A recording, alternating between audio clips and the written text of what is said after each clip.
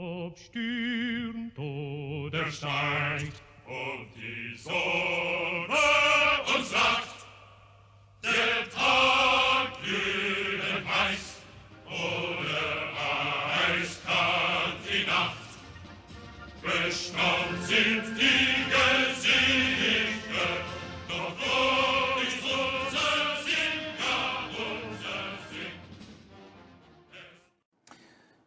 We've seen one part of this phenomenon is becoming more intense at Donald Trump rallies. There have been instances in the past where he has encouraged or at least praised the idea of violent actions by his supporters, when he's spoken wistfully about how great it would be to beat people up at his rallies, or he's told people that he would pay their legal fees if they beat up a protester on his behalf. He has done that in the past. But this sort of bloodlust, right? This half tongue-in-cheek, mostly serious call for a tougher America where there are more beatings, and where anti-Trump protesters should fear for their lives. As he heads into these tinderbox cities today and tonight, I just want you to watch how that part of candidate Donald Trump's rhetoric has escalated.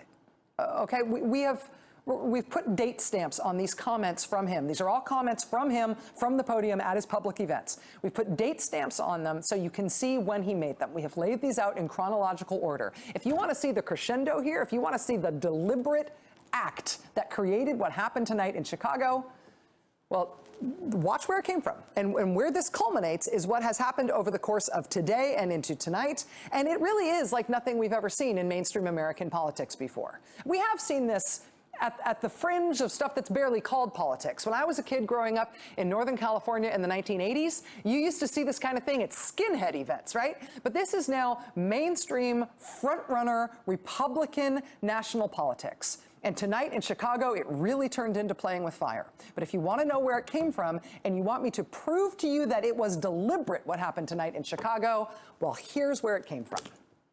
Watch, this is chronological.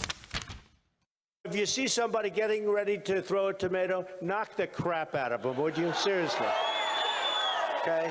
Just knock the hell.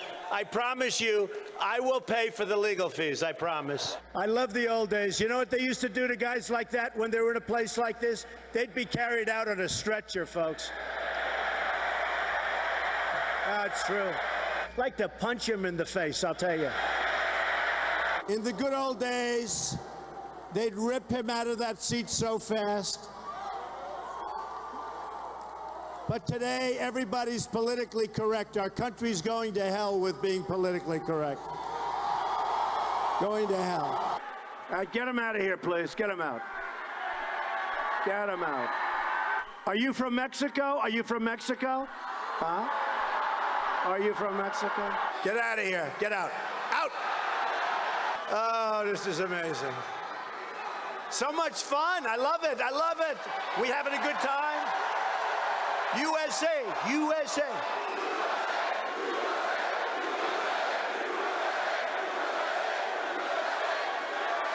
All right, yeah, get him out. Try not to hurt him.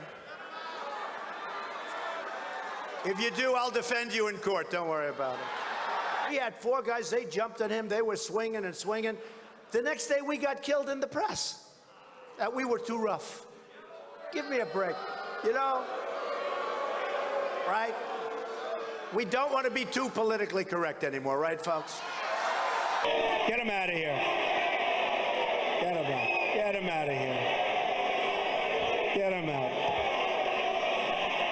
Are these rallies the most fun of everybody, right? We have the most fun. Do we have the most fun? Yeah, get him out of here. Get him out. Get him out. So disruptive. Remember when Bernie Sanders, they took the mic away from him?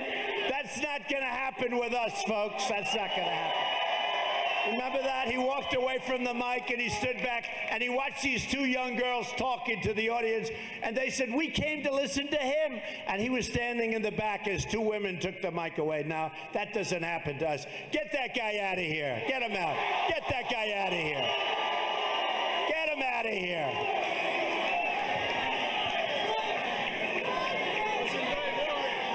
Get him out. We had some people, some rough guys like we have right in here, and they started punching back. It was a beautiful thing. I mean, they started punching back. In the good old days, this doesn't happen because they used to treat them very, very rough. And when they protested once, you know, they would not do it again so easily. But today they walk in and they put their hand up and they put the wrong finger in the air at everybody, and they get away with murder because we've become weak. We become weak. Anybody who tells you there is no connection between the behavior of the mob at these events and the behavior of the man at the podium leading the mob at these events is not actually watching what he has been saying from the podium. And what he has been saying and the way he has been egging this sort of thing on, it is escalating. I mean, that very last clip we just showed there from him, that was in Fayetteville, North Carolina on Wednesday night. And that was when the Trump supporter threw that sucker punch elbow in the face of a protester who was being taken out of the event. That man there with the ponytail throws the elbow right here. He's since been charged for doing that. He got arrested and charged the next day. But if you want to know why things escalated today to the point where this Donald Trump rally had to be canceled tonight in Chicago because security fears that there was no way it could be kept under control, and then it quickly proved the point. If you want to know why this happened tonight, consider that Trump supporter was charged with physically assaulting that protester at a Trump rally yesterday. He was arrested and charged yesterday. And then this is how Donald Trump today, again in St. Louis, not exactly a city that is at ease on issues like this right now, right? This is how Donald Trump today in St. Louis talked about violence at his rallies, talked about the rightness or wrongness of his supporters throwing punches at protesters and beating people up at his events. This is what happened today at the event before Chicago went off the rails tonight. You know, part of the problem and part of the reason it takes so long is nobody wants to hurt each other anymore, right? And they're being politically correct the way they take them out. So it takes a little bit longer. And honestly, protesters, they realize it. They realize that there are no consequences to protesting anymore. There used to be consequences. There are none anymore. So that's it. All right, thank you very much. Thank you. Are they gone? Yeah, they're gone. Our country has to toughen up, folks. We have to toughen up. These people are bringing us down. Remember that. They're bringing us down. No reason for it.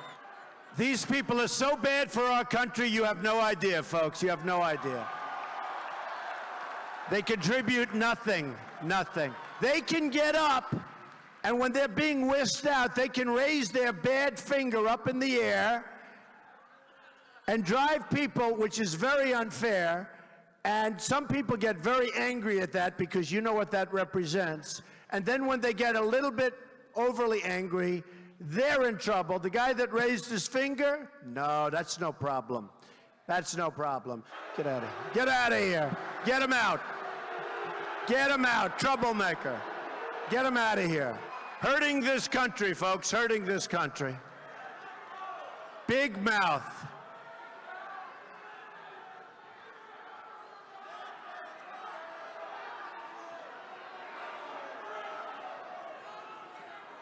Yeah, get him out.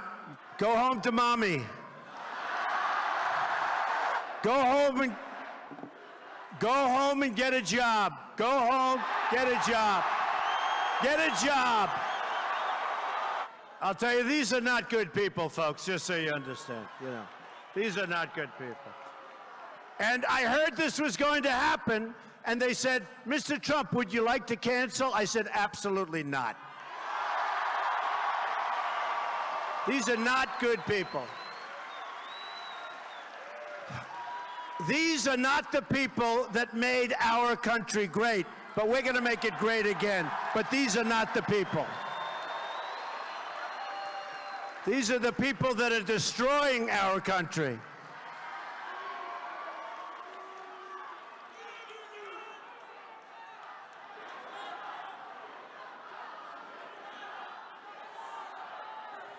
All right, you get him out. Get him out. Come on, let's go. Get him out.